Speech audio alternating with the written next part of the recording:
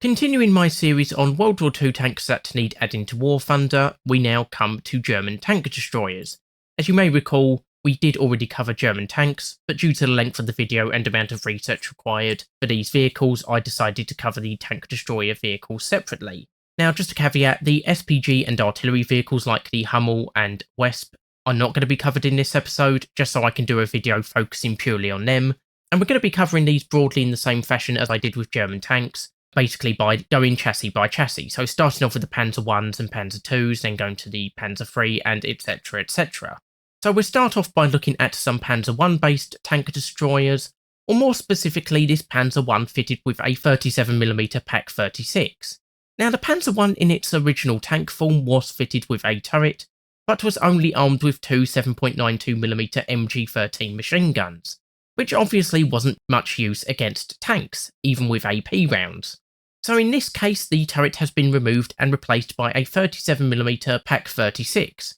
which was the standard anti-tank gun of the German army in the first years of the war. Obviously, this gives it a massive boost in firepower, having an in-game penetration of 31mm at 500 metres with its APHE shell, more than enough for tier 1, though the traverse does look to be limited to the frontal arc. The crew should also be increased from 2 to 3, though 2 of these will be largely unprotected, beyond the protection offered by the gun shield, which despite being extended and offering some protection from the front does still leave the crew vulnerable to virtually every weapon, especially from the flanks, with special attention being needed to avoid enemy aircraft and fast firing vehicles. The crewman within the tank isn't much better protected as the armour only maxes out at 13mm, so only really protects against light machine gun fire, while the top speed is 19 miles per hour or 31 kilometers an hour. I think this 37mm armed Panzer 1 would make for an excellent starting tank destroyer, as currently the two tank destroyer lines start with the Panzer 35T and the 150mm armed SiG 33. So adding this would give us a more dedicated tank destroyer designed for players to get used to these sort of vehicles, and I think it would be a good addition to the game.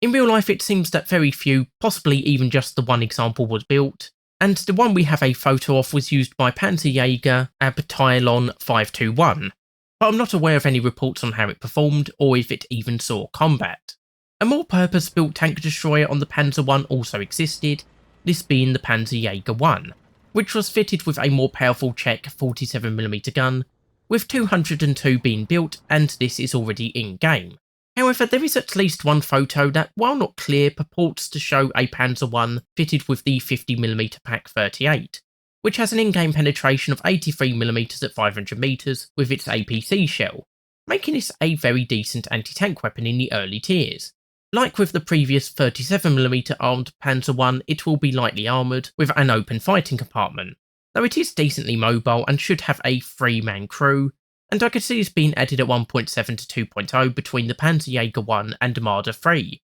filling in that gap and giving us another cool Panzer 1 variant. The Panzer 1 was out of production before the war started, and as the war dragged on would fall out of use, being replaced by more capable combat tanks for the front lines, while more capable vehicles were also more suitable for conversion into other roles like tank destroyers. However, the Panzer 1s that were still around were kept for roles like airfield security or anti-partisan missions, and so were still available for conversion later in the war, when the situation for Germany was a lot more desperate. Which leads us to this example of a Panzer 1 in the Battle of Berlin that was converted to take a 75mm length 48 Stuck 40 as used on the later Stuck 3s. Now this does give a massive boost in firepower, penetrating 130mm at 500 metres with its APC-BC shell, but one does have to wonder how well the 5.8 ton tank would have taken the recoil from such a weapon, and does go to show the desperation of the Germans to consider mounting it to such a small tank over literally anything else, though perhaps it was more intended as a stationary weapon, and was intended to be dug in to mitigate these factors. Armour would again be very light with limited protection for the free crew, while the 19 mph top speed is unlikely to be reached in this configuration, and the size of the gun does make this a rather prominent target. In-game, this could probably be added at 2.0 to 2.3, having a very powerful gun but virtually no armour, a very tall silhouette, and would likely be very slow, but it could still make for a cool tank destroyer to have in the early tiers. In real life only the one was made and this served in the Battle of Berlin, though it's doubtful that it was very effective, but does show how such an old tank could in theory be upgraded to face more modern tanks, though again does show how desperate things must have been to even consider doing it. So moving on from the Panzer I, we now have the Panzer II, which doesn't really seem to have got many ad hoc conversions like with the Panzer I, but instead got a more official conversion in the form of the Marder II, or SDKFZ 132, though it wasn't called Marder until much later, but I will use this name for simplicity, and also as we have skipped it, the Marder I was based on the French Lorraine 37L, and we will be looking at that vehicle later.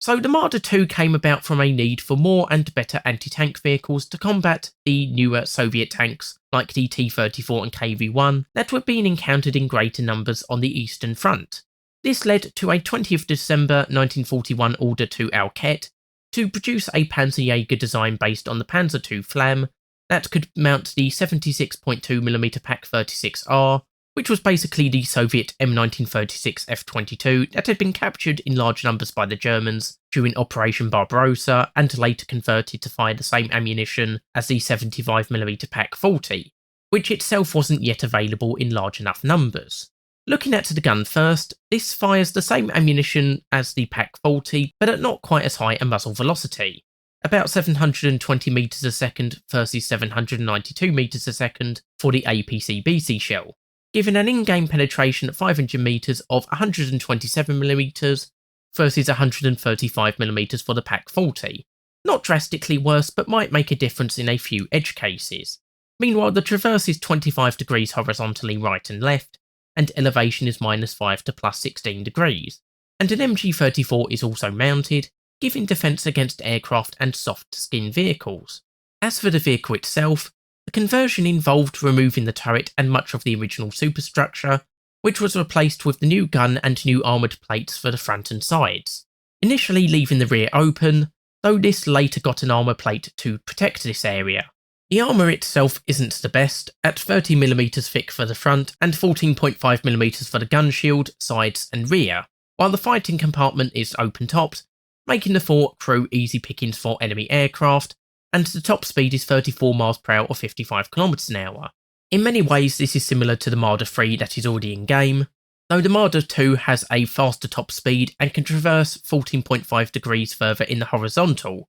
giving us a slight edge in some situations. This could probably work in game at 2.3, the same as the Marder III, unless Gaijin decides the extra speed warrants filling the gap at 2.7. But I think this would be a decent tank destroyer for Germany, and it would be nice to see another Marder variant in game. In real life, 201 would be converted from April 1942 to June 1943, but in June 1942, production would start on the SDKFZ 131, which is also referred to as the Marder II, which again was not its technical name at the time, but it had a lot of very long names, so I again will be using Marder II for simplicity. This time it was armed with the Pak 40 and as mentioned earlier, performs a bit better than the previous Pak 36R, having a higher muzzle velocity and penetration, making it a better weapon overall, though not drastically so, and it has a horizontal traverse of 32 degrees left and 25 degrees right, and an elevation of -8 to +10, while the MG34 is still carried as a secondary weapon. As for the vehicle itself, it is very similar to the Pak 36R armed vehicle, but was built primarily on the new Panzer II F chassis, though it was also converted from older Panzer II chassis as well, resulting in a slower top speed of 25 mph or 40 km/h, so 9 mph or 15 km/h slower than the previous Marder II. Meanwhile, the armour is more mixed, with the frontal hull at 35mm and 15mm for the sides and rear, while the superstructure is 30mm for the front and 10mm for the sides and rear, and it is of course still open-topped, leaving the 3 to 4 crew vulnerable to most enemies. Again, this is very similar to the Marder IIIH, but this time it is slower than that vehicle, making this an overall worse choice and less of a priority for add-in, but it could work at 2.7, filling in that gap between the Marder III and Marder IIIH, and it would still be nice to see in game.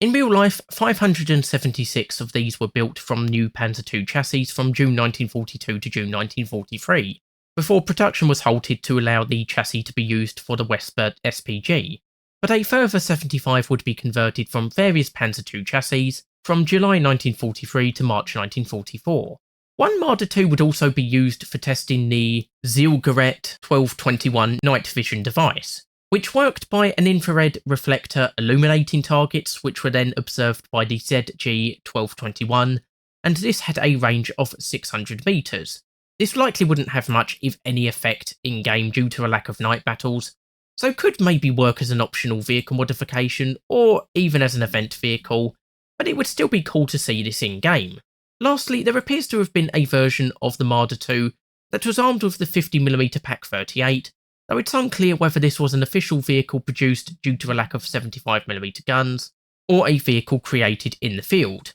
Obviously this is a worse performing weapon, with its APC shell penetrating 83mm at 500 metres, versus 135mm for the Pak 40's APC BC shell, but it has a higher muzzle velocity of 835 metres a second, versus 792 metres a second, and presumably has a quicker reload rate due to the smaller shells. And this could work at 2.0, either between the Panzerjäger 1 and Marder 3, or the Panzer 38TA and Panzer 38TF. And it would be interesting to have this rather unusual Marder 2 variant in game. Moving on from the Panzer II based tank destroyers, we then have the Czechoslovakian LTVZ-35 and LTVZ-38, more commonly known as the Panzer 35T and Panzer 38T. Unfortunately for the Panzer 35T, the only reference I could find to anything resembling a tank destroyer is a mention of two examples being fitted with a 47mm gun, but I haven't found any images of this, so I am reluctant to include this as a variant to be added.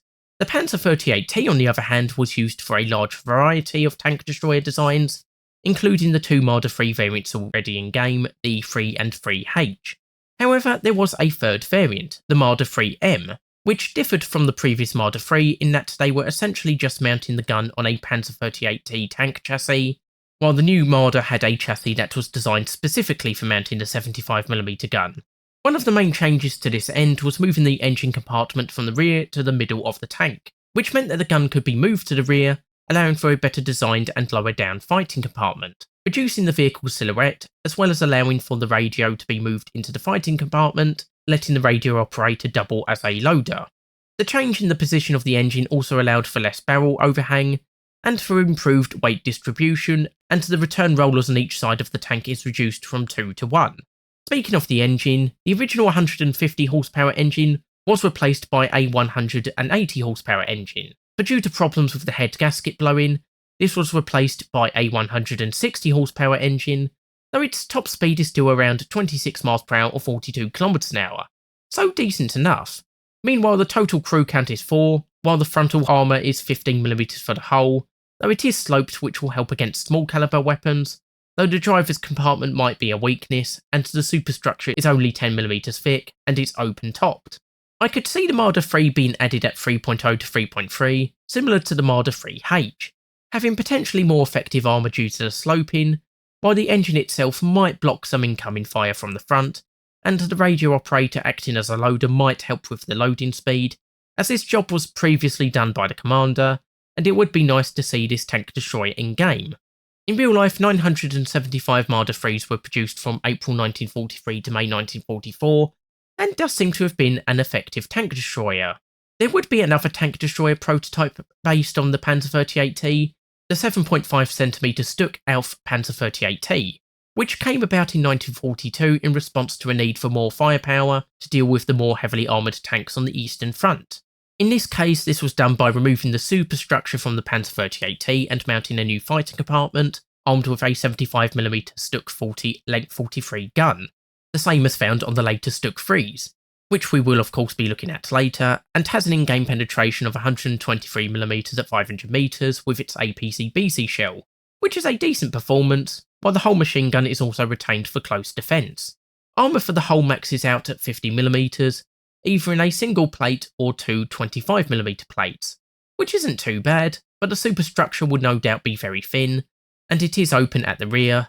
though the roof is partially covered, which is welcome, but it's also very tall, making for an obvious target. Lastly, the speed should remain at about 22 miles per hour or 35 kilometers an hour, and it's likely a crew of 4 to 5 was carried, 2 in the hull and 2 to 3 in the fighting compartment. In-game, this would probably work at 3.0, A bit lower than the Stug 3F, which has the same gun, is slightly faster and has a lower silhouette, but it would still be a very interesting tank destroyer to have in game. We also have what looks like a one-off conversion of a Aufklärungspanzer 38T, which was basically a recon vehicle that was made from converted Panzer 38Ts, with this one being armed with a 75mm Pak 40, giving it a rather big punch, albeit with a much restricted firing arc. That said, with an original in-game top speed of 36 mph or 58 km/h, I could see this working at 2.3 to 2.7, using its good speed and mobility to quickly reposition and escape enemies, and giving us a unique variant of this lesser known tank. Of course, however, the most famous tank destroyer based on the Panzer 38T is the Jagdpanzer 38 and its variants, which came about from the bombing of the Alket factory, which built Stug 3s, and this led to a massive drop in Stug 3 production, which was a big problem because the Stug 3 was one of the most built German tank destroyers in World War II, and so it was inquired if the BMM factory in Prague in occupied Czechoslovakia could build Stugs to make up for this loss in production. While this was not the case, they could produce a light tank destroyer, which 11 days later resulted in the design drawings for a tank destroyer based on the automotive components of the Panzer 38T, though the chassis was designed from scratch. Work would move swiftly with a wooden mock-up ready in January 1944, and troop trials were ordered in March 1944, and despite being put into production in less than 4 months from start to finish, this design worked remarkably well, though as it was based on existing components this might have been expected, and 2,584 were built from April 1944 to May 1945.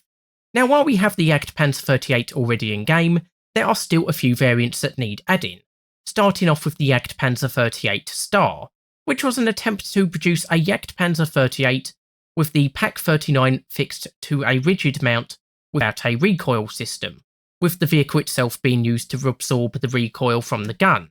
Work on such a system had been ongoing before the Jagdpanzer 38 even existed, and it was even hoped to go into production with this system, though a recoil system was eventually used for the production model. But it was decided to continue testing on the Jagdpanzer 38, with the project going from Rheinmetall to Alket back to Rheinmetall, and then in April 1945 to BMM, with a decision to be taken on April 20th, 1945 on whether to start production, with 10 prototypes having been built while this was going on. The gun itself should perform the same as the usual Pak 39 with regards to armour penetration, penetrating 130mm at 500 metres with its APC-BC shell, but the gun was closer to the centre of the vehicle rather than the right like on the regular vehicle, and the opening for the gun was also smaller. Traverse and elevation were also affected in mixed ways, with the elevation now -6 to +15, while traverse was to be 8 degrees either direction horizontally, compared to the regular Jagdpanzer 38's -6 to +12 elevation,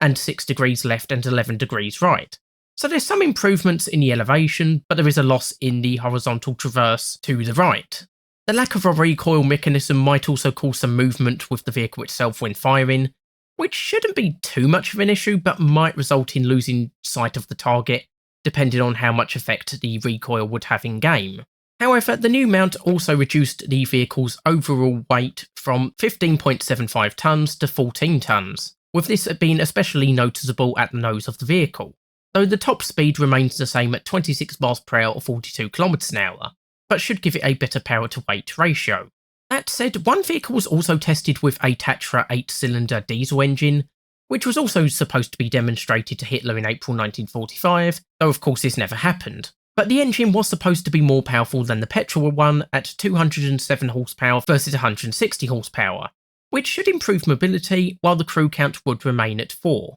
In-game this would probably work at 4.0, with the usual petrol variant in the regular tech tree, and the diesel one as an event or premium vehicle. And while not a groundbreaking vehicle overall, it would be good to see this unique development of the Jagdpanzer 38 in-game. In real life only 10 prototypes were made, and while the new mounting did eventually work, it did result in issues such as cracking, damage to the sights, etc, which took some time to fix, and by the time it could have been put into production the war was practically over. Though some sources state that one saw combat in Prague in May 1945, while Jagdpanzer 38 Hetzer by Hilary Doyle and Tom Jentz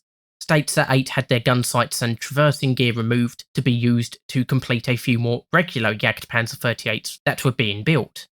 So the Jagdpanzer 38 was quite a successful vehicle in German service, but due to only being produced in occupied Czechoslovakia, production was never as high as the Germans hoped for. So in September 1944, plans were made to start producing a new Jagdpanzer 38 within Germany itself, with Alket put in charge of this task. It would also be decided soon after that in order to rationalise tank production, only the Panzer 38T, Panther and Tiger chassis would be kept in production, with the Panzer IV to be discontinued. The name of this new Jagdpanzer 38 would be the Jagdpanzer 38D, standing for Deutschland, and it was to differ from the original Jagdpanzer 38 in a number of respects, though unfortunately we have no photos of the vehicle to compare the two. Starting with the armament, while this was originally supposed to be the same Pak 39 Length 48 from the Jagdpanzer 38, it was later changed so the production version was to be armed with a 75mm Length 70 gun from the Panther and Panzer IV 70 tank destroyer, having an in-game penetration of 173mm at 500 metres with its APC-BC shell, so a 43mm improvement, while traverse was to be 8 degrees either direction horizontally and -8 to +15 in the vertical, and two 7.92mm machine guns were carried, one on the roof and one mounted in the vehicle. The hull was also to be modified, with the lower hull sides now being vertical rather than in a V shape, simplifying construction and increasing internal space, while the vehicle was also a little wider and heavier than the original Jagdpanzer 38 at 16.7 tonnes and 2.81 metres wide. Armour should be improved, maxing out at 80mm at 60 degrees for the front suspension, making it a very well protected vehicle, though other sources state that it remained at 60mm, while the front hull was 60mm at 40 degrees, 20mm for the sides, 20mm for the rear hull and 8mm for the rear superstructure. The Jagdpanzer 38D was also to use a new Tatra V12 diesel engine producing 200 horsepower,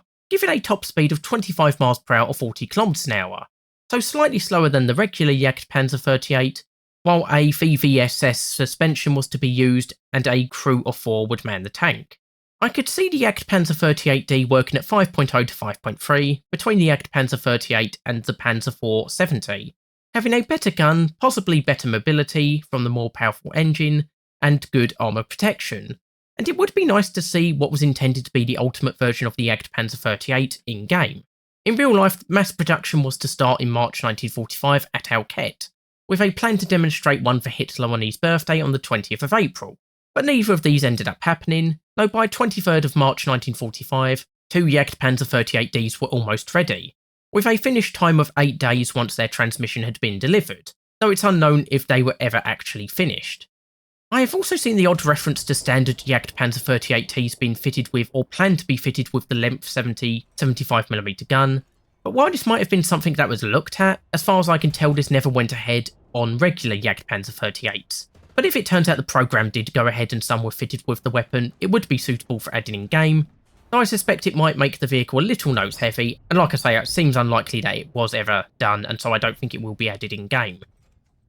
Moving on from the light Panzer-based tank destroyers, we then have the Panzer III, which was of course the basis of the Stug 3, whose variants we will look at. But first I want to take a look at this rather unusual variant that has been created by placing a Pak 41 in place of the turret of the Panzer IIIF. Now the Pak 41 is a rather unusual weapon in that it is a squeeze bore weapon, basically meaning the barrel starts off at 75mm but gradually tapers down to 55mm, squeezing the shell and allowing for much greater muzzle velocities than on a regular gun. Now there are a few ammunition types, which Ghost Maxi has detailed on the War Thunder forum, which I'll link below, with the most effective shell being the Panzergranate 41HK round, which has a tungsten core, achieving a muzzle velocity of 1230 meters a second and a penetration of around 209mm at 500 meters at a 0 degree angle or 172mm at a 30 degree angle, making this a pretty effective weapon for penetrating armour, though less useful with regards to post-penetration damage. There is also the Panzergranate 41W shell that has the same muzzle velocity but has a different core, with most sources stating it's a soft steel core, but I've also been told it acts more like an APBC or APC-BC shell core. But based on some of the German data I've seen, it only has a penetration of 80mm at 500 meters at a 30 degree angle, so nowhere near as good as the APCR shell, but not hopelessly bad. There was also the STK shell, which is slightly heavier to the HK at 3 kg versus 2.6 kg, and has a lower muzzle velocity of at least 1130 meters a second, with other sources stating 1170 meters a second. And while I haven't got penetration figures, plugging this into Gaijin's penetration calculator gives us a penetration of around 196mm to 206mm at 0 degrees at point blank range, depending on the velocity figure used. There are other shells with different weights and muzzle velocities which could also be added, including a HE shell, which has a lower muzzle velocity of 900 meters a second, giving something to use against soft-skinned targets. The rest of the tank should be the same as the Panzer IIIF, with a maximum armour thickness of 30mm for the whole front and sides, while the gun shield is unlikely to provide much protection, except against machine guns, while the top speed should remain about 44 mph 71km/h, and I suspect the crew will be about 4 to 5, with 2 in the hull and 2 to 3 manning the gun. In-game this would be a little hard to balance, as in theory it does have a very powerful weapon capable of penetrating most enemies, though I also see lots of complaints about APCR shells and the like not doing much post-penetration damage. To be fair, I think it's less that APCR doesn't do much damage and more that shells with explosive filler just overperform everything else. Indeed, while I would never willingly choose an APCR shell except in the odd situation where I need the extra penetration, I've never found it particularly awful when forced to use it, like on the M48A2C. As for the battle rating, again this is hard to balance, so maybe somewhere between 3.3 to 5.7, depending on what features of the weapon Gaijin thinks are most important when deciding the battle rating, and of course how the post-penetration damage turns out. But it would still be a pretty cool tank destroyer to have in game. In real life only one vehicle seems to have been converted, perhaps due to having a damaged turret removed, while the Pak-41 itself was only built in small numbers, about 150, due to its use of tungsten, a material that was available in extremely limited quantities and was also needed for machine tools, so the weapon quickly fell out of use, with most being scrapped. However, the most well-known tank destroyer-like vehicle based on the Panzer III is the Stug 3 and its variants, which are technically Sturmgeschütz or assault vehicles, but in-game these basically operate as tank destroyers, especially the later variants with the longer 75mm gun, and there are still a lot of these variants to add in-game. So we start off by looking at the initial prototype of the Stug 3, which began development in 1936 in response to specifications laid out by Inspectorate 4, aka the Ordnance Bureau,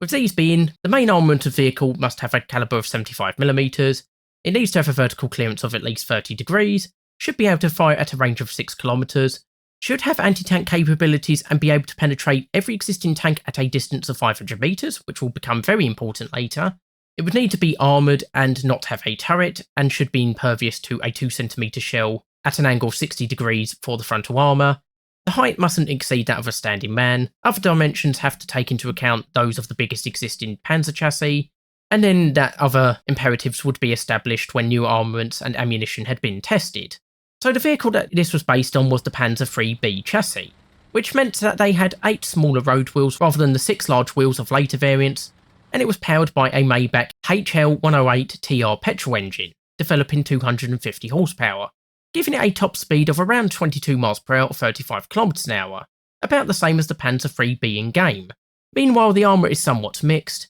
as while it technically maxes out at 50mm for the superstructure and hull, much of the rest of the tank is armoured to a lesser degree, and because it's a prototype it was made out of soft steel, making it far worse at protecting against incoming enemy fire compared to regular RHA or cast armour. Lastly, the armament is the same 75mm Stug 37 length 24 as on the regular Stug 3A, which in-game can fire smoke, HE, APC-BC shells with a penetration of 45mm at 500 meters, or 2 types of heat shell with 80 and 115mm penetration respectively, while 4 crew were carried. In-game, this initial Stug 3 could be added at a lower battle rating than the Stug 3A, probably at 1.7 to 2.0, as its armour might be worse than the A's if it's using the soft steel, though should be fairly similar if it's using regular armour, though it does also have inferior mobility, but does still have a pretty good gun, and it would allow for the Stug to be used at the initial battle ratings. In real life, 5 of these Stug prototypes were created, and they were tested for a number of years, with the first Stug 3As not being ordered until January 1940, months after the start of the war, while the prototypes would continue to see use as training vehicles for a time. Moving on, we then come to the Stug 3A, which we already have in game. However, this variant is in need of some changes to make it more historically accurate. You see, on the in-game model you can see this opening at the front of the Stug, which is where the gunner would look through, and this was completely open, making the Stug very vulnerable to all types of rounds, including small caliber HE shells that would otherwise be of no threat to the Stug. This area also represented a bit of a shot trap, meaning that shells that didn't penetrate the armour could be directed towards the open port. However, in-game this is treated as a solid object, meaning that shells that could easily detonate inside the vehicle instead hit armour, negating their effects. So Gaijin should make some changes to the Stug 3A, primarily making the gunner vision port area open and not protected by invisible armour, allowing for less powerful vehicles to have more of a chance against the Stug 3A, and giving early tanks with less effective HE shells a way to put them to good use. In real life, only 30 Stug 3As were built from January 1940 to May 1940, plus 6 to 20 AB hybrids, made up of parts from the A and B, which could also be added as a unique variant. This then brings us to the Stug 3B, which was built in 2 series and was very similar to the A, but had its pre-selection transmission replaced by a new synchro mesh transmission, with 6 forward gears and 1 reverse, as opposed to the 10 forward and 4 reverse of the original transmission. There would also be other minor changes such as a new drive sprocket and wider 40cm track, but these changes would not have much effect in game. But it could still be added at 2.3 like the Stug 3A, probably in a folder with it, but like I say, apart from the transmission, this would play almost identically to the A, so shouldn't be a high priority for adding. This time 320 would be produced from June 1940 to May 1941, before being replaced by the Stug 3C and D. Basically the C and D are essentially the same vehicle, with the D basically being the C but ordered due to more Stug 3s being needed and for whatever reason being given a new letter designation. The major change that the Stug 3 would introduce was the new superstructure, which plated over the previous gunner sight port, eliminating the weakness, which also included a bit of a shot trap, and replacing it with a periscope sight, which is partly protected by a bullet splash deflector, while the 2 smaller hatches of the original Stugs would be replaced by 1 large hatch. The only other major difference introduced by the Stug 3D that I can see is that some were fitted with an armoured pannier, a sort of box-like structure on the right of the tank for additional radios, so they could be used as command vehicles. And possibly the armour face hardening was slightly improved, though I doubt this would have much effect in-game, and I've only seen Tank Encyclopedia list this change. Of course, another good reason to add the Stug 3C is that this, along with the Stug 4, is one of just 2 vehicles that were supposed to be released in the initial German tech tree, but for whatever reason wasn't. Perhaps Gaijin did envision for the Stug 3A to have that weakness originally, but then decided to just go with the invisible armour, so instead of adding the Stug 3C to fix that problem, they now didn't need to.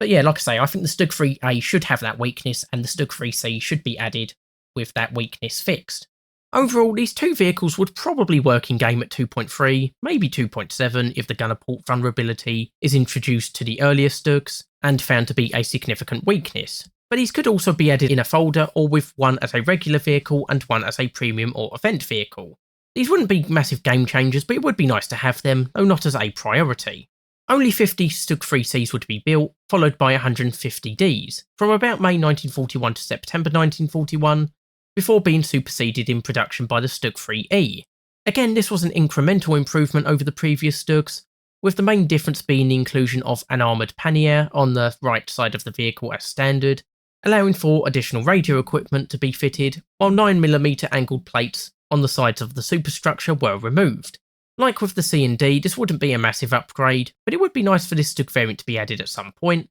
preferably in the tech tree. 500 Stug 3Es would be ordered, but between September 1941 and March 1942, only 272 would be built. The reason for this was that the length 24 75mm gun, while perfectly serviceable for supporting infantry, was rapidly becoming obsolete in the anti-tank role. And if you recall, one of the original requirements for the vehicle was to have anti-tank capabilities and to be able to penetrate enemy tanks at 500 metres. Introducing shaped charges did somewhat help with this problem in the short term, but a long-term solution would be needed to allow the Stug 3 to combat more modern tanks like the T-34 and soon-to-be introduced Sherman. Now, a few solutions were sought here with regards to the armament, with at least 2 weapons prototyped on Stugs. Now, the first one seems a bit obscure, as I first came across it in a vehicle suggestion on the War Thunder forums by Ghost Maxi, with this being a Stug 3 F8, which we will look at later, being fitted with a 75mm Stug length 33,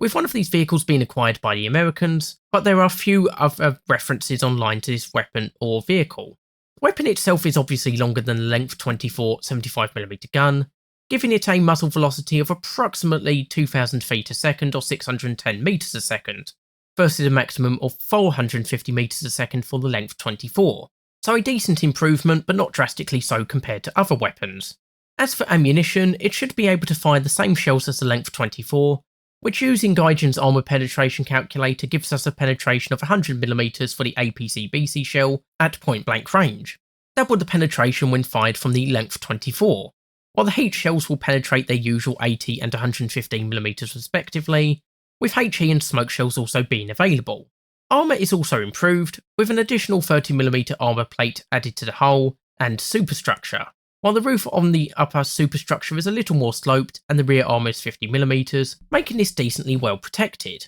Meanwhile, the crew is still 4, and the top speed is 25 mph or 40km/h, much the same as the Stug 3F. In-game this could be added at 3.0, probably as an event or premium vehicle, though maybe it could be added on the regular tech tree, with this making a good stepping stone between the length 24 Stugs and the later Stug 3F with its long 75mm gun, while also showcasing this rather rare vehicle. In real life, this vehicle seems to have been quite rare, with at least one being captured by the Americans on the Western Front, though it doesn't seem like it survives today. The other attempt at improving the firepower of the Stug came in the form of a Panzer IIIF that was modified into a Stug, with the vehicle itself being a bit different to contemporary Stugs, having increased sloping for the upper superstructure and a fake driver's view import on the left of the vehicle, as well as extended sides on the vehicle and a flat rear of the superstructure. The main armament, however, was now a Krupp 75mm length 41 gun, and according to Tank Encyclopedia, began development in 1938, with a prototype built in 1939, firing tests in 1940, and was finally fitted in the Stug in the same year, showing that the Germans were at least considering how to improve their vehicle's firepower in order to combat heavily armoured tanks. One source states that the Stug length 41 could fire an APC-BC shell at a muzzle velocity of 670 meters a second, penetrating 70mm of armour at a 30-degree angle at 400 meters, or using Gaijin's armour penetration calculator, 115mm at point blank range. But another source states a higher muzzle velocity of 685 meters a second, bringing this penetration to 118mm, well over double that when fired from a length 24 gun. Again, heat shells from the length 24 should be usable, given the usual 80 and 115mm penetration respectively, and again HE and smoke shells can be fired. As for the rest of the stats, it had a maximum of 50mm of armour, 4 crew, and while the top speed of the Panzer IIIF it is based on is 44 mph 71km/h, most other sources state a top speed of 25 mph or 40km/h. So I'm not sure what's going on there, but I would suspect that the latter's top speed is maybe a bit more likely. In-game this would work at 3.0, again being a stepping stone between the length 24 and length 43 75mm guns, as well as again showcasing yet another unique example of a rare German tank destroyer prototype. Ultimately, this vehicle was shown to Hitler in March 1941, and he did order troop trials to begin. It's not known how these trials went, but on the 20th of November 1941, Krupp was informed that the project was cancelled, though there is reference to the use of a length 41 75mm gun in Crimea in May 1942, so perhaps this vehicle did end up seeing combat at some point, instead of being scrapped or reconverted to its original configuration. So in the end, these first 2 attempts at upgunning the Stug 3 had not gone into production. A reason for this maybe is that the improvements in anti-armour capabilities were not good enough, but I suspect another reason might be more to do with a philosophy on German vehicles not to have barrels that overhung the front of the vehicle, as these could in theory get caught on obstacles, damaging the barrel, which likely limited the length of the 2 previous guns. However, after encountering Soviet T-34s, which did have overhanging barrels and were tough to take out with existing tank guns, this requirement was dropped, as the need to destroy enemy tanks superseded the risk from overhanging barrels, so longer barreled guns could be developed more freely. In the end, this is what happened, as Rheinmetall designed a 75mm PaK-40 anti-tank gun, which is what prompted the cancellation of Krupp's gun, and after the 2 companies worked together, the new gun could be fitted into Panzers and Stugs with the designation 75mm Stuk 40 Length 43. Thus, the simplest solution to this upgunning problem was to fit the Stuk 40 Length 43 and then later the Length 48 into the Stuk 3E, with this variant becoming the in-game Stuk 3F, with 360 being built from March to September 1942. So the Germans now had an upgunned Stuk 3 in the F, but after maintaining the same hull design from the A to the F, it was now time to change this with the Stuk 3 F8, named as it was based on the Panzer III J or 8 series. Though why they didn't just call it the Stuk 3G is beyond me, especially when the Stuk 3D was basically just a continuation of the production of the Stuk 3C anyway. There were a few differences in this variant. For example, the rear armour was increased from 30 to 50mm, making it a bit better protected from the rear, while the front had additional 30mm plates installed, bringing the front up to 80mm thick, while the plate above the driver position is more angled, making this very well protected. 5mm thick side skirts were also installed and the hull was extended further back, while the two headlights were swapped out for a single one and the front fenders were shorter than on the F. In-game this would be armed with the 75mm Stuk 40 Length 48 like on the Stuk 3G, and it was fitted with an MG34 for close-in defence. The Stuk 3 F8 would probably work at 3.7 to 4.0, just before the Stuk 3G, being almost on par with that variant, and while not a high priority, it would be nice to have it in-game. In real life, 334 Stuk 3 F8s were built from September to December 1942, meaning up to this point around 1,516 Stuks had been built from 1939 to the end of December 1942. However, the next and final variant, the Stuk 3G, would have 7,720 built from December 1942 to March 1945, plus 173 converted from Panzer IIIs, representing a massive jump in production. Of course, the Stuk 3G is already in-game, but there were some changes on later Stuk 3Gs that could be added in-game, such as the Saukopf or Pig's Head mantlet, which is a little more sloped, unlike the flat-sided mantlet of the Stuk 3G in-game. A 7.92mm MG34 coaxial machine gun was also added to the original mantlet, and later Saukopf mantlet vehicles, which would help for ranging shots or close-in defence, while an MG34 could be installed on the roof of the vehicle, so these changes could be added to a new Stuk 3G at 4.0, or incorporated to the original as an optional modification. There is also this rather odd example of a Stuk 3G that was disguised as an Allied vehicle during Operation Grief, as part of the Ardennes Offensive, aka the Battle of the Bulge, where Panzer Brigade 150 was supposed to capture bridges over the River Meuse during the offensive, as well as cause general disruption behind Allied lines. During this operation, the Germans were supposed to infiltrate but not fight, while using Allied disguises, as well as captured Allied equipment, but where this was lacking they had to disguise their vehicles to look like Allied ones, this being where the Panthers mocked up to look like M10s come from. 5 Stuk 3Gs were also disguised, though it is a little unclear what they are supposed to resemble, as of course the Allies didn't really have anything that looks like a Stuk. Though maybe it's just supposed to represent a Stuk that was captured by the Allies, which might make a bit more sense. In-game this would probably make for a good event vehicle, giving us a rather unusual looking Stuk, though it also might end up causing some confusion on the battlefield, just as it was intended to in real life. So that covers all of the built Stuk 3 variants, but like with the Panzer IV, sometimes the changes from later variants, especially the upgraded weapons, would be retrofitted to older Stuks. For example, there is at least one Stuk 3 or D that received a 75mm length 48 gun to replace the length 24, so these variants could be represented in game, having better guns but inferior armour, making them very much glass cannons. At least one Stuk 3F or F8 also received a length 24 gun, giving it the opposite problem of having very good armour but a substandard gun for the higher tiers, so perhaps this could be used in the early tiers much like the Sherman Jumbo,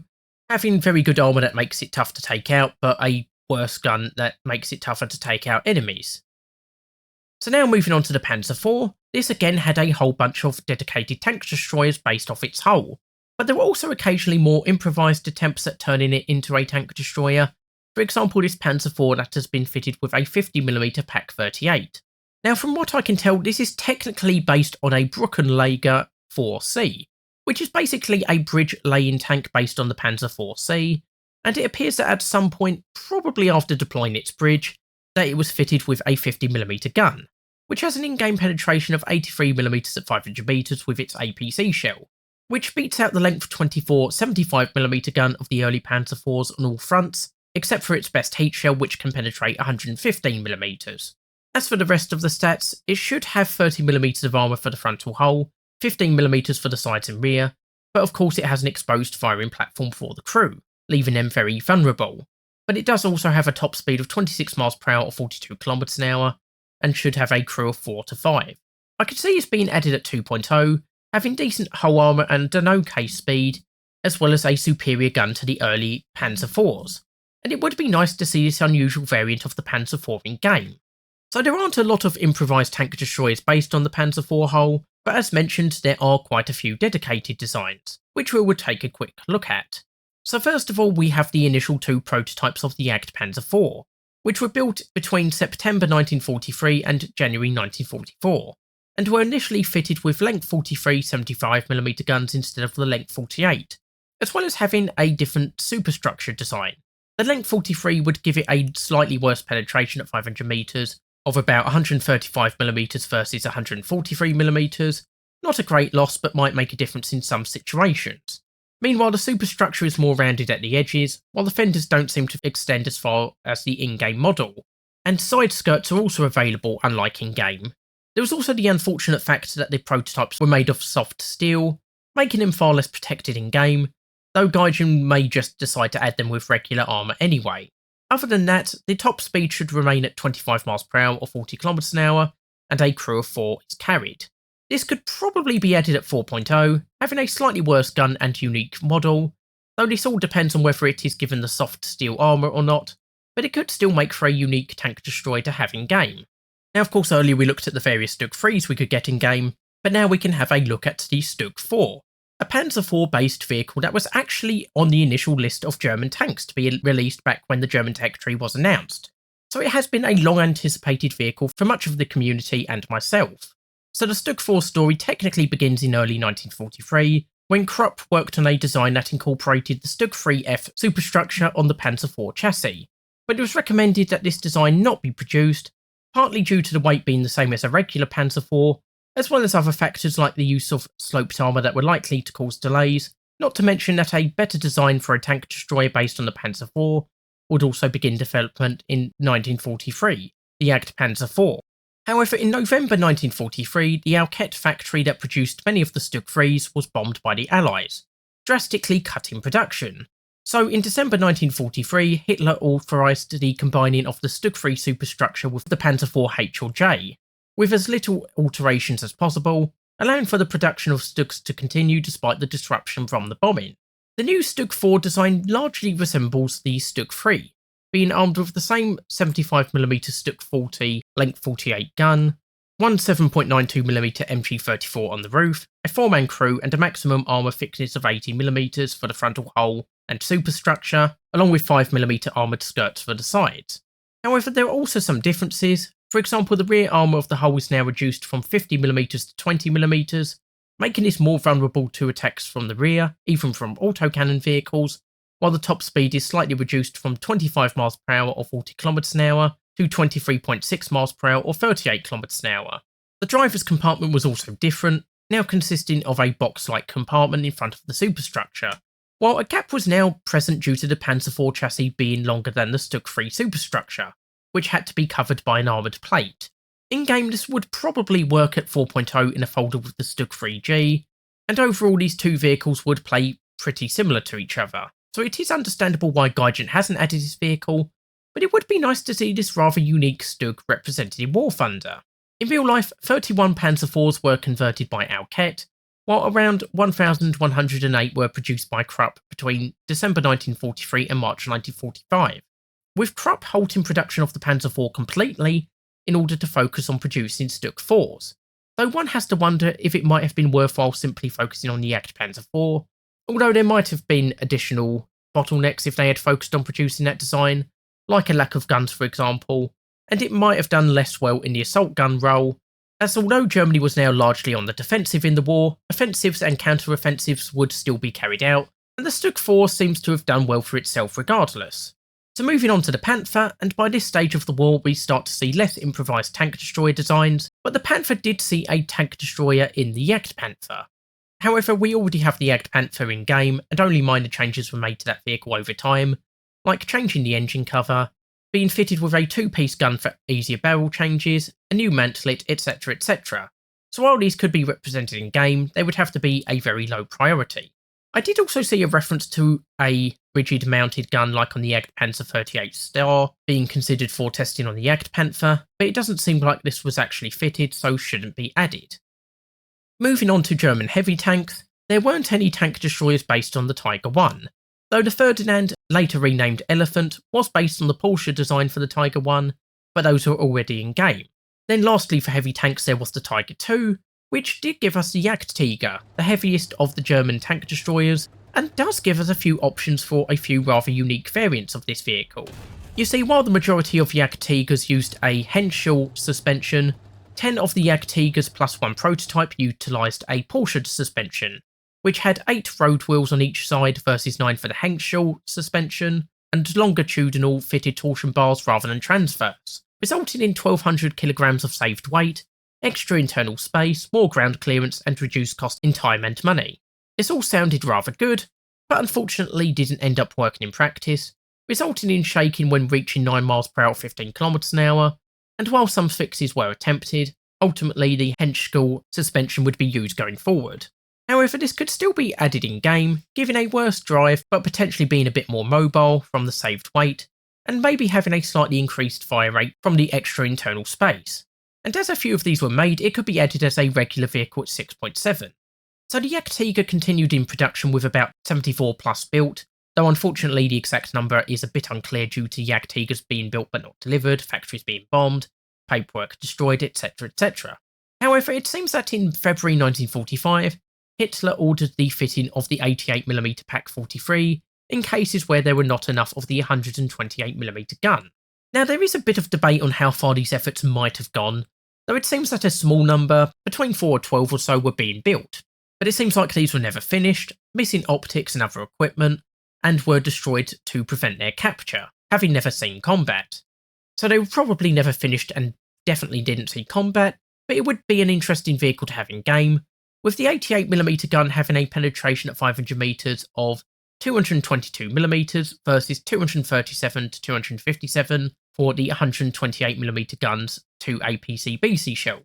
though they have 786 grams of explosive filler versus 108 grams for the 88mm, meaning less post-penetration damage, but the 88mm also has a muzzle velocity of 1000 meters a second versus 930 to 940 meters a second for the 128mm gun, while finally the 88mm has a reload rate of 8.7 seconds on the Ferdinand versus 23.7 seconds for the 128mm gun on the Jagdtiger, so it can fire near enough 3 shots for every shot that the Jagdtiger fires. This would make the 88mm variant rather interesting and potentially superior to the regular Jagdtiger, as its 88mm gun doesn't perform much worse than the 128mm gun, but it is easier to use at longer ranges due to the higher muzzle velocity, and has a much faster reload rate, making it a much better weapon for prolonged engagements. Again, it's a bit debatable if it could be added, given it doesn't seem to have been finished, but if it was, it could go at 6.7, maybe folded with the 128mm Jagdtiger,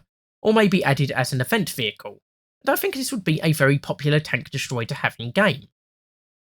So that is all of the regular German tanks that were converted or used as the basis for various tank destroyers, but there were also tank destroyers not based on regular German vehicles, starting with the 3.7cm Selbstfahrerfetter Length 70, which is a one-off prototype that was built during the 1930s. Straight away you might notice that this is in fact a half-track vehicle, with the main armament in a turret at the centre. Starting with the armament, this in itself is quite interesting, as the Length 70 37mm gun doesn't have much information about it, but it was developed by Rheinmetall and fires a 0.710 kg shell at 900 meters a second, which, plugging those details into Gaijin's armor penetration calculator, gives us a penetration of 70mm at point blank range, 23mm more than the APHE shell for the 37mm length 45 KWK-36 gun in game, marking a good improvement, Meanwhile, the elevation is -7 to +20, and a machine gun ball mount is situated to the right of the gun,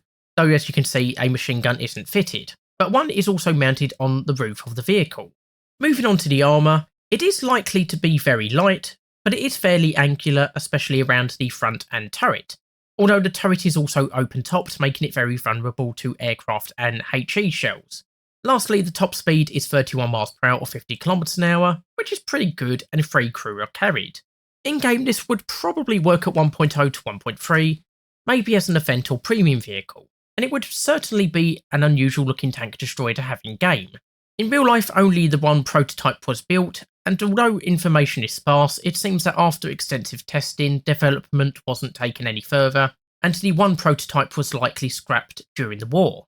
We then come to the Panzer Selbstverleiter Le 5cm Pak 38 Aufgepanzerte Munitionsschlepper, which is basically the VK 3.02 munitions transport vehicle with the 50mm Pak 38 mounted on it. This came about from a July 1940 request for a light, mobile SPG vehicle for airborne and motorised troops, which was to be built by Rheinmetall Borsig. Like other vehicles of its type, it's open-topped from above and to the rear, while the whole armour only maxes out at 14.5mm and the superstructure at 8mm, making this a very vulnerable vehicle. It also only has a 55 horsepower engine, giving a top speed of 18.6 miles per hour or 30 kilometers an hour, so not particularly fast either, and it has a crew of 3. The 50mm Pak 38 is quite a good weapon, but seems to have been too powerful for the small vehicle, so a spade mount has been placed at the rear of the vehicle to be braced or dug in before firing, which would obviously be impractical in game,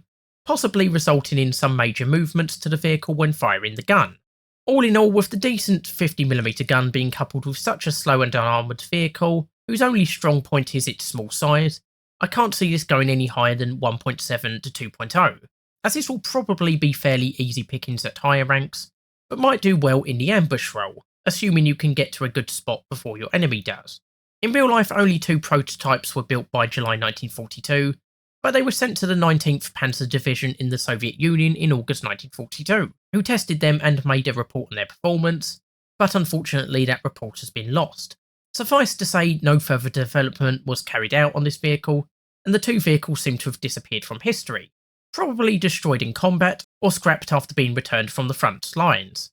The Germans would also make a successor vehicle to the earlier Selbstverleiter, the appropriately named Panzer Selbstverleiter II, but it is now armed with a 75mm gun. Now interestingly, the 75mm gun fitted is not one of the more common weapons like the KWK-40, but instead the Krupp 75mm Length 41 gun that we looked at earlier, when looking at some of the attempts to upgun the Stuck 3, and it gives a penetration of 115mm at point blank range, or 70mm at a 30-degree angle at 400 metres, so a bit less powerful than the 75mm gun on the Stuck 3F.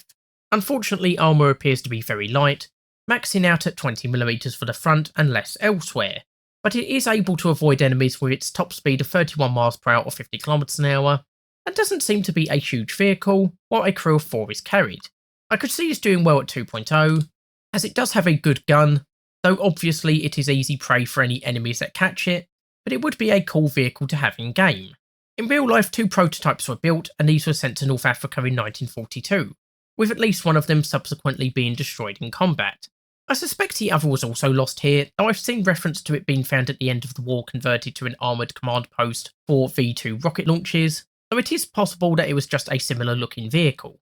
So the Germans were trying out a whole bunch of tank destroyer designs, but as we've seen, it's often best to keep things simple, which leads us to the RSO Pak 40, which is basically the Raupenschlepper Ost, which was a prime mover that was converted to carry the Pak 40. Now this made sense as the RSO was a very popular vehicle, with 23,000 being built from late 1942, being far better suited to tackling the mud and snow of the Eastern Front than wheeled vehicles. Development of a tank destroyer variant began in mid-1943, with trial vehicles ready by December 1943. At this point, Hitler, who by the way had only seen drawings up to this point, ordered a limited production run, with 60 being converted and sent for troop trials with Army Group South. Understandably being based on a prime mover, this vehicle is almost entirely unprotected, with the very lightly armoured driver's cab and 10mm thick gun shield being the most armoured points of the vehicle, with the rest being basically unarmoured, making it extremely vulnerable to enemies.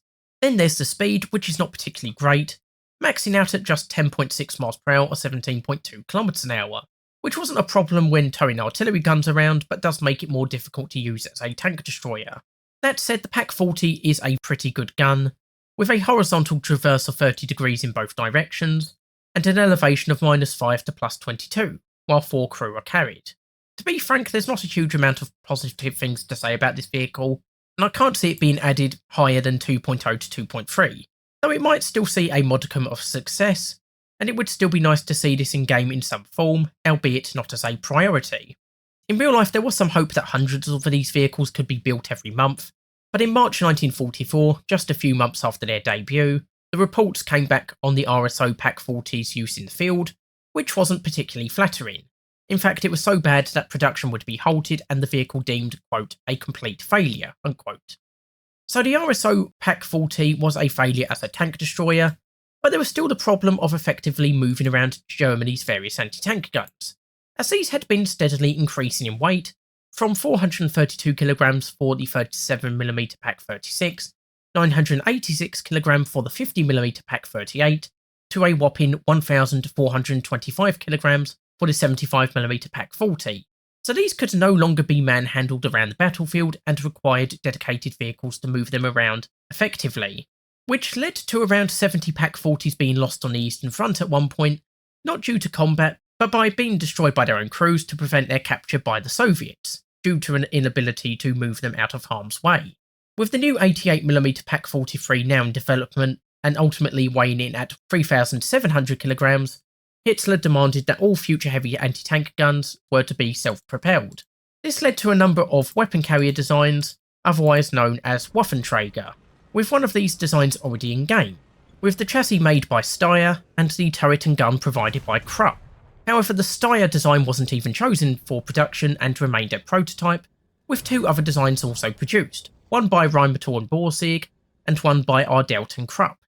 Looking at the Rheinmetall Borsig design first, this used a lengthened Panzer 38T chassis, with the road wheels more spaced out due to no more being added, and straight away you can see that the turret seems similar to the in-game Waffenträger, being open-topped though also a little bigger, and it was still to be armed with the 88mm PaK-43, given an in-game penetration of 222mm at 500 metres with its APC-BC shell, which is a great performance. Armour would naturally be very light, plus the turret is open-topped, while the top speed is likely around 18 to 21 miles per hour or 30 to 35 kilometers an hour, similar to the Steyr Krupp design, and a crew of 4 is carried. This would work at 5.3 to 5.7, either folded with the in-game Waffenträger or as an event vehicle, and while not outstanding, it would be a cool addition to the game. Then of course there is the Ardelt Krupp design, which right away you can see is substantially different with regards to the armament placement, with the gun fitted to a rather large rotating gun shield rather than a turret,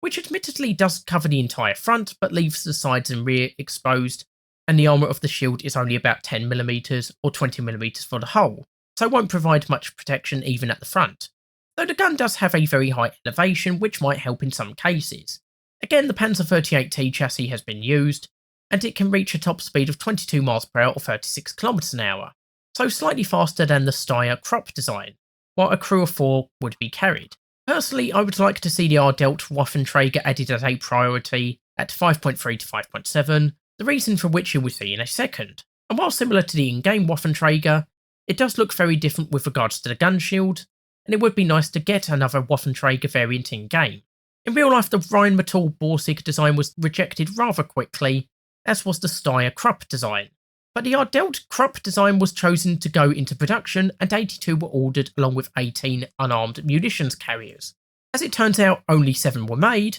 but these would go on to see combat in 1945 against the Soviets while defending Eberswalde, and at least one made it to Brandenburg. And after the fighting was over, one of these was captured by the Soviets in good enough condition that it was put on display in Kubinka, and it is still around today. This means that rather than add the actual legitimate, chosen for production, and saw combat against the Soviets variant, Gaijin for some reason decided to add a prototype that didn't see service. So adding the Ardelt Waffenträger would be a long overdue vehicle for adding to War Thunder. There are also some vehicles that are intended as anti-air vehicles but would function in game more as tank destroyers, including this rather unusual Vomag 7 or 660, armed with the 88mm Flak 36. So the Vomag 7 or 660 is a bus chassis, which makes sense since it is presumably already designed for large weights, and can go to a top speed of 36 mph or 58 km/h, which isn't too bad but would only be achievable on roads, with cross-country speeds being far slower. And of course the whole vehicle is unarmoured, beside a gun shield that was sometimes installed to protect the gun crew. However, the gun does make up for this, with a penetration of 140mm at 500m in game, making this a very hard-hitting weapon, while having a crew of about 5, though many more loaders were assigned in real life, bringing this up to 11 or 12. In game this could work around 4.3 to 4.7, being faster on road than the SDKFZ9 that has an 88mm Flak 37 in game, but it does suffer in regards to cross-country travel. But it would still be nice to see this rather unusual looking vehicle. There are of course many other half-track or truck-based tank destroyer vehicles, with many of these already in game, and with a variety of weapons also represented. However, one that is missing is the SDKFZ 251 armed with the 50mm Pak 38, which would fill a gap for this vehicle as it already mounts the 37mm Pak 36 and 75mm Pak 40. So this weapon would be a good middle ground armament, probably being added at 1.7, preferably as a tech tree vehicle. Indeed, this is the main problem with these half-track based tank destroyers already in game, as they have generally been added as premium vehicles, limiting the ability to use them. So I do think that other half-track vehicles like the SDKFZ 250 that also had these weapons should also be added but in the regular tech tree, helping to fix this issue. We could also get the Selbstfaller Vetter SDKFZ 63, which has been given a more substantial superstructure and is armed with the Russian 76.2mm M1936, which wasn't at this point converted to fire German shells, so would use Russian shells, being able to penetrate 75mm at 500m with the BR350A shell, while having a horizontal traverse of 30 degrees right and left, and an elevation of -7 to +20, as well as a top speed of 31 mph 50 km, and a crew of 6, though only about 3 to 4mm of armour. This could be added at 1.7, giving us another unusual half-track vehicle and showcasing German attempts to use foreign guns on some of these vehicles, though in this case only 9 were produced and sent to North Africa in early 1942, with these suffering from mechanical breakdowns, and by the end of 1942 they had all been lost. So as you can see, the Germans had an absolutely bewildering number of tank destroyers based on existing German tanks, as well as some built from scratch. However, we now move on to German tank destroyers based on captured British, French, and Soviet tanks and other vehicles, giving us even more unique tank destroyers to add. And we'll start off with the SDKFZ 135, or as it is more commonly known, the Marder 1, which was based on the French Lorraine 37L tractor, with this conversion being developed by Alfred Becker, who designed many of the converted vehicles in this section. This design involved replacing the original main cargo carrying area at the rear of the vehicle with a new superstructure armed with the 75mm Pak 40, with this having a horizontal traverse of 32 degrees left and right, and an elevation of -5 to +22, while a 7.92mm MG34 machine gun was also carried for close-in defence. Unfortunately, armour is virtually non-existent, with the thickest armour on the hull being 12mm and around 10mm for the superstructure, leaving the crew very vulnerable. Speaking of crew, this was either 4 to 5 depending on the source, while the top speed is 21 mph or 34 km/h. This could probably work at 2.3, probably folded with the other Marder vehicles, and while not an outstanding vehicle, it would be nice to see the first Marder variant in game. In real life, 170 vehicles were converted from July to August 1942, with the majority staying in France, with these fighting during the Allied invasion of Normandy, with most being lost in France, though some would also serve on the Eastern Front and even North Africa, though only one Marder 1 survives to this day. There was also a Marder 1 armed with a 50mm Pak 38, though information on this is sparse, and it seems like it was probably intended for French service. Sticking with the French tractor conversions, we then have a conversion based on the Samura MCG, the Panzerjäger Fahrzeug mit 7.5cm Pak 40 Auf Fahrgestell S307F, which has had some changes to the front of the vehicle, and is again armed with the 75mm Pak 40 and a 7.92mm MG42, while having a top speed of 15.5 miles per hour or 25 kilometers an hour, and the armour is unlikely to exceed 10mm, though this is angled to an extent and a crew of 5 is carried. Again, this would probably be a 2.3 vehicle and would be more or less a worse performing Marder 1, but it would still be nice to see this conversion represented in War Thunder. In real life, at least 16 vehicles were converted, with these being assigned to the 21st Panzer Division, and would serve during the Allied invasion of Normandy, and although they had some successes against Allied tanks, they would all be lost by September 1944. The Renault UE would also be used as an SPG type vehicle, with a 37mm Pak 36 mounted straight on it with little modification, giving no protection for the gun crew beside the gun shield, while it had a top speed of 90 miles per hour 30 kilometers an hour, maximum armour of 9mm for the vehicle and presumably 2 to 3 crew, and this could work at 1.0 as a unique looking tank destroyer. Of course, while French tractors were used, so were French tanks, which were often not suited to German needs as gun tanks, but were well suited to conversions, such as the Renault R35, a small two-man tank with a rather anemic 37mm gun, but it was available in large numbers and was suited for conversion to a tank destroyer vehicle, with at least one early attempt at mounting the 37mm Pak 36 on a pair of R35s. However, a more concerted effort was made to replace the turret with a new superstructure armed with a 47mm cannon PUV VZ38 made in Czechoslovakia by Skoda, and the same gun as fitted to the Panzerjäger 1, giving a much improved in-game penetration of 66mm at 500m with its APC shell, versus 36mm of the 37mm SA38 gun, so almost double the penetration. Armour was also pretty decent compared to some other tank destroyer vehicles, with a maximum armour thickness for the hull of 43mm, while the new superstructure maxes out at either 20mm or 25mm. Not great, but better than the Marder 1, and it is sloped to a limited extent, though it is open-topped, making it vulnerable to aircraft. Speed is also lacklustre, maxing out at just 12 miles per hour or 20 kilometers an hour, making this pretty slow even on road, and being even slower off-road while a crew of 3 was carried. This could probably work at 1.7, folded with the Panzerjäger 1 or maybe at 1.3 on account of its far slower speed, but it will have the advantage of better armour, making this a bit of a side grade in some respects, and while this maybe wouldn't be hugely popular in game or a priority for add-in, it would still be nice to see this early German converted tank destroyer. About 174 of these Panzerjäger R35s would be converted from May 1941 to October 1941, along with 26 command vehicles, and those that were available would be mobilised for the invasion of the Soviet Union, but these suffered greatly due to mechanical issues and breakdowns due to the weather and terrain,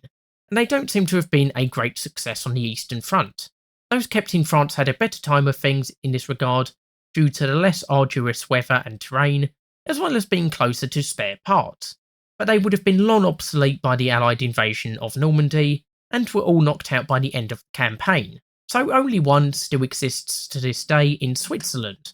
It should be noted that a 50mm armed variant was planned, but ultimately this doesn't seem to have been built, likely due to the aforementioned issues with breakdowns and better designs becoming available.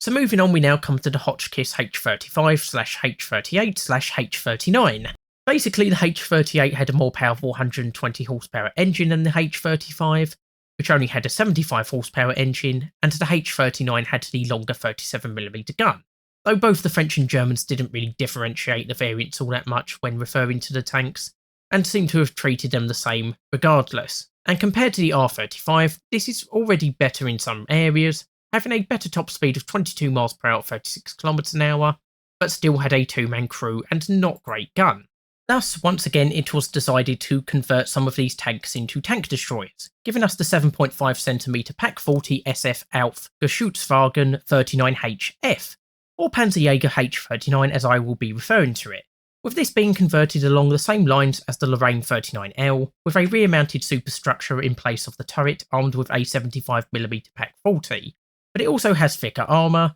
now coming in at 20mm for the superstructure and around 34mm for the hull, which isn't too bad, and 4 crew are carried. Like the Marder 1, this could work at 2.3, being marginally faster and better armoured, and would give us a decent tank destroyer for the low tiers. Only 24 of these tank destroyers were built, and again they were retained in France. seeing service against the Allies during the Normandy invasion and likely all being lost by the end of the campaign.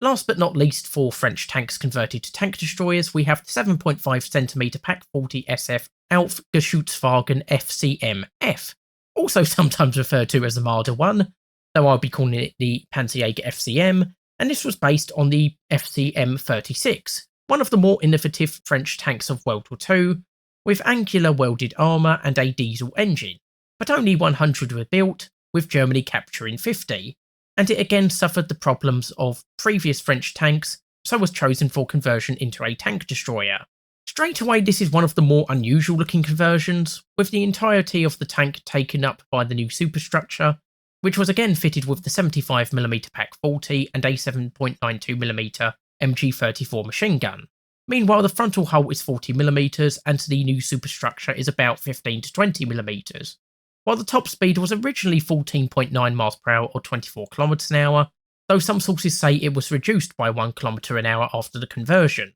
so it's unfortunately not very fast, while a crew of 4 was also carried. Like the other French converted tanks, this would be added at 2.3 and would certainly be a popular vehicle due to the popularity of the FCM-36 and its unusual looks.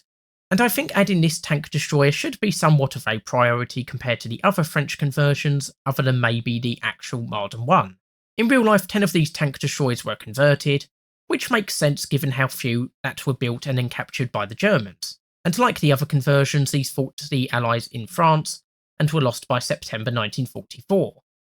So as we can see, the Germans converted a lot of French tanks, which makes sense given how many French vehicles were captured and the fact that Germany now occupied France. But of course, many British tanks would also be captured in France, Greece and North Africa, with some of these also being converted into tank destroyers. There was an initial attempt to convert the Mark VI light tank, with it to be fitted with a 75mm Pak 40, but it appears that while work on a prototype was begun, it doesn't appear to have actually been finished, so probably couldn't be added. There were, however, many conversions based on the British Universal Carrier, or Bren Carrier, as it is usually known, with a wide variety of weapons fitted to this vehicle. Starting with the Bren Carrier's stats, it had a top speed of 30 mph or 48 km/h, and very light armour of about 10mm in an open-topped compartment, making this a fast, albeit vulnerable vehicle.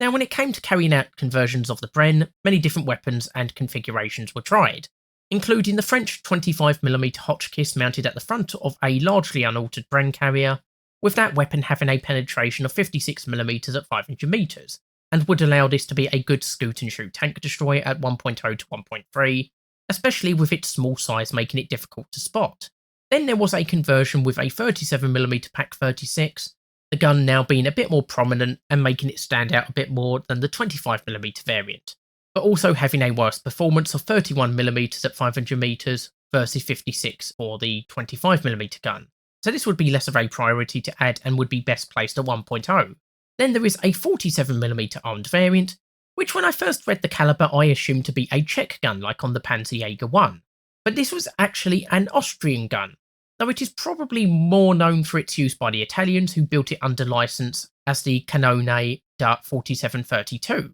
Having an in-game penetration of 41mm at 500 metres, with its best APHE shell. However, according to research done by Ghost Maxi on the War Thunder forums, the Germans produced their own ammunition for what they called the 47mm Pak 35/36, and even adapted Czechoslovakian ammunition to be fired from the gun, giving penetrations at point-blank range of around 47 to 64mm with APHE and APC shells, while the Panzergranate 40 APCR shell can also be fired, though does give lower penetration than on the Czech 47mm gun, about 85 to 90mm at point blank range versus 119mm. But these shells all perform better than the 37mm Pak 36, meaning this could be added at 1.3, though again the gun does make this vehicle harder to conceal. Lastly, for Bren Carrier tank destroyer variants, we have this example fitted not just with the 75mm Pak 9738, but also with an armoured superstructure, making this more of a purpose-built tank destroyer unlike the previous versions. Now the Pak 9738 is quite interesting because this is actually the French 75mm Model 1897 that the Germans had captured in large numbers after the fall of France. Initially, these weren't used very much, but after encountering heavily armoured Soviet tanks on the Eastern Front, the Germans took the barrels of the Model 1897s and placed them on the 50mm Pak-38 carriage with a new muzzle brake, and issued new hollow charge shells. The heat shells used were not quite the same ones as we have in game, using French propelling charges, but should perform much the same as the heat shells in game, with the best performing heat shell penetrating 115mm, which is a pretty good result. There is also an AP shell that can penetrate 85 to 90mm at point blank range, which is also pretty good, and HE shells can also be fired. The only downside to this weapon is that the muzzle velocity is rather low at 570 meters a second when firing AP shells, and this reduces further to just 450 meters a second when firing heat shells, making this rather unsuited to hitting fast moving or long distance targets. The armoured superstructure is no doubt lightly armoured, but does provide protection against small arms fire, at least from the front and sides, making this more survivable than previous variants, giving it a boost in usefulness. This could probably be added at 2.3, as while not as armoured as the Stug 3A, it does have a better performance with regards to its shells, with a higher muzzle velocity and penetration, and I could see this Bren carrier conversion being a bit of a meme vehicle, and it would be nice to see this unusual vehicle and its weapon represented in War Thunder. In real life, it seems like only one vehicle was converted, and presumably wasn't very successful or was superseded by better vehicles, thus removing the need for conversions of this type. Also, just before we leave the Bren, there is a variant that appears to have 3 Panzerschreck launchers fitted pointing forward, which could in theory be added, but I don't think they would be a good fit for the game. Then moving on to British tanks, there don't appear to have been many conversions, but there was one interesting conversion done in 1942 to a captured British Matilda Mark II. That was given the nickname Oswald, where the Hawksea Lear Commando, apologies for my pronunciation, or High Seas Instructional Command, removed the turret and replaced it with the 50mm KWK-38 from the Panzer III, with a gun shield provided to give protection to the gun crew, as well as 2 7.92mm MG15s mounted on top of the gun shield, giving a good amount of machine gun fire at the front. Unfortunately for us, the 50mm gun used is not the excellent length 60 as used on the Panzer III J1 and onwards, but the length 42 gun from the Panzer III F to the J, given a penetration at 500 meters of 62mm, a not awful performance but obviously not the greatest either. However, it does still retain the great armour of the Matilda II, with the whole front maxing out at 75mm, the sides 70mm and the rear 55mm, making this a greatly protected tank, though of course the gun shield does represent a weak point, especially since 3 of the 4 crew will be manning the gun, making this easy to knock out from the air or via HE shells, while the top speed of 16 miles per hour or 26 kilometers an hour does make it a rather ponderous target as well. I could see this vehicle working at maybe 2.0, as the heavy armour will be of limited effectiveness due to the crew's location and its limited speed, but its gun is still effective, and this would be a rather unusual tank destroyer for the German roster. In real life, only the one example was converted, which was possibly captured in North Africa or France, though due to it ending up in the Netherlands, I suspect it was captured in France, and this was used for training and even amphibious exercises, though its ultimate fate is unknown. So now we can move on to the Soviets, and surprisingly we don't seem to have that many conversions to look at, which kind of makes sense because a lot of the time their tanks were more useful as gun tanks. Though we do have an example of Soviet T-26s converted to take the Pak-97-38, which as mentioned earlier can penetrate 115mm with heat shells or around 90mm with AP shells at 500m, a big improvement over the T-26's 45mm gun. But due to the removal of the turret, only a gun shield and superstructure is available for protection. That said, the T-26 only has 15mm of armour anyway, so this isn't a huge loss, though aircraft suddenly become a much bigger threat to the 4 crew, while the top speed is around 18.6 miles per hour or 30 kilometers an hour. This could probably work at 2.3, and would be a good counterpart to the Bren carriers converted to carry the same weapon, and it would help bolster German tank destroyers in the early tiers. In real life, only 10 or so T-26s were converted, likely due to a lack of workable tanks, and to the fact that they were superseded by better tank destroyer designs. There was also conversions of the Soviet T-20 Tractor to carry 37mm Pak-36 guns, which could be added if needed, being mostly unarmoured and having a top speed of around 31 miles per hour or 50 kilometers an hour, which might make for a fast tank destroyer to have in the early tiers. So surprisingly, we are now finished with the Soviets. as, like I said, the Germans didn't seem to have made many conversions, at least in a large scale, which, like I say, makes sense considering how useful those tanks were as regular gun tanks, as opposed to converted tank destroyers. Unfortunately, with the Americans, there aren't really any examples of tanks converted, though some half-tracks were converted to carry similar weapons, mainly anti-aircraft weapons, but I will likely cover them when looking at German SPAA vehicles, which doesn't really leave us with any other American vehicles to look at. Lastly, we now come to the Italians, and here we have an odd situation where the Germans didn't convert Italian vehicles to tank destroyers, but did use a lot of existing Italian tank destroyer designs, or Semovente vehicles, after the Italian surrender. However, what makes the situation a bit ambiguous is the fact that due to northern Italy remaining under German control, they were able to produce these German tank destroyers for their own use, including the Semovente L40-4732, M42-7518, M43-7534, M43-7546, and M43-10525.